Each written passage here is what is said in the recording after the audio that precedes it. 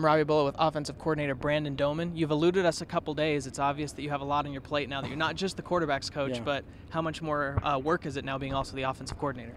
Well, it's been a lot of work, and I don't know if I'm creating the work or if I just feel this pressure and the expectation of the new job and I'm just working. But I'm excited for the opportunity, and I don't want to let minutes go by without making sure we're doing the right things. And so if I've appeared busy, that's probably the truth.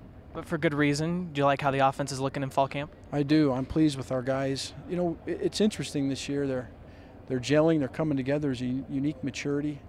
We're still fairly young guys.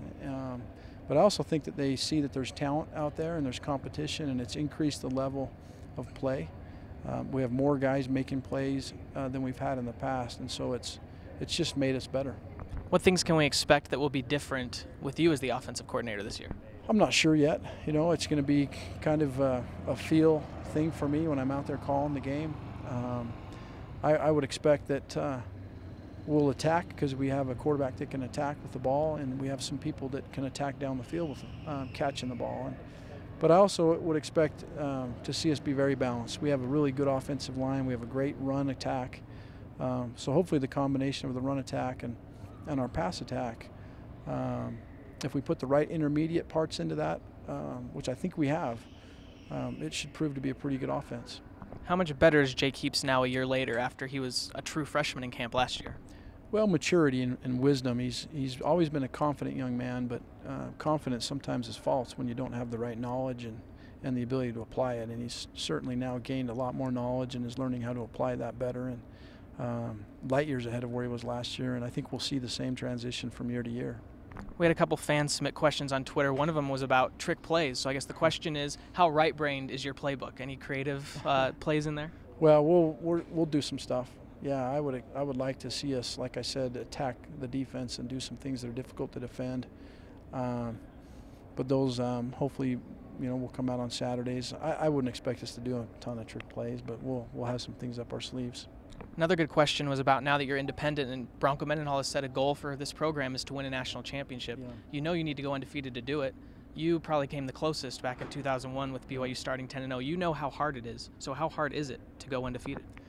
Well, it's going to require some luck along the way. And luck really doesn't happen unless you're prepared and you've done the work. And then call it what you want to call it, luck or heaven shines down or whatever you want to call it. But the teams that end up going undefeated have a little stroke of luck along the way. A ball bounces a particular way off someone's leg, or a tipped pass goes the right way for you instead of going the wrong way.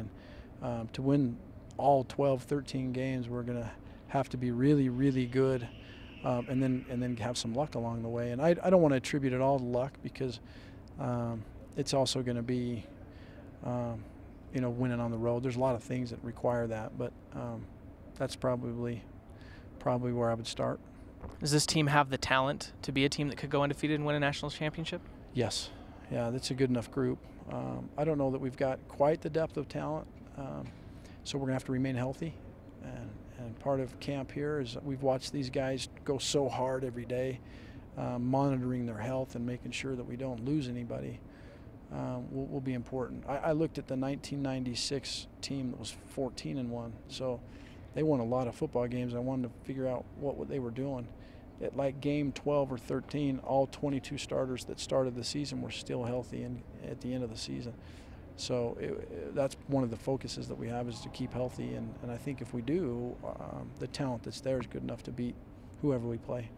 You mentioned luck, but luck aside, Bronco Mendenhall has done a tremendous job since he's become the head coach. I know my freshman year in 2004, team went 5-7. That was the third straight losing year. Then by the time I graduated in 2010, they'd had 4 straight 10-win seasons. So talk about what Bronco Mendenhall has meant to this team as a head coach. Well, like I said, it's the preparation first. So when preparation meets opportunity, it equals success. And Coach Mendenhall prepares his staff and he prepares his team. And I think we do a good job in the way that we put our guys out on the field, providing opportunity for simple successes along the way, so that when the big ones come, we can go get those. He's also put great people around him. I think you look at all the different auxiliary groups and staffs that support this program. The players are surrounded by good people all over the place, and that that increases your ability to be great. So Coach Mendenhall, to his credit, has been fantastic, and then he surrounded himself with good people, and then the players are a byproduct of that. And since he's also the defensive coordinator, he's really taken a hands-off approach to the offense and really let you do what you want, which as a coordinator you've got to like when the head coach trusts you like that. Well, it is. He does trust us, and we're not writing a new book or trying to create this new scheme. BYU's scheme has been good for a long time. This is the BYU offense. It's not. We're not going out and trying to do something else that we don't know about. We're just going to try and add a few components to it that we think will improve it and make it better. And let's hope that we hit it right on the head and that we made the correct improvements. But I don't think he's necessarily just leaving us. I think he's got confidence in Lance Reynolds and Mark Weber and some of these guys that have got veteran years and lots of years in coaching, that there'll be some stability in that room. And so far, I think it's been a pretty stable group. Speaking of that longevity, how many years do you have to put in to get a golf cart like Coach Reynolds? 30. Yeah, I don't know. I think he's been here almost 26, 7 years, and so some more gray hair. And probably another 30 years. Okay, you got a little ways to go. Yeah, thanks, Coach. Thanks. Thank you.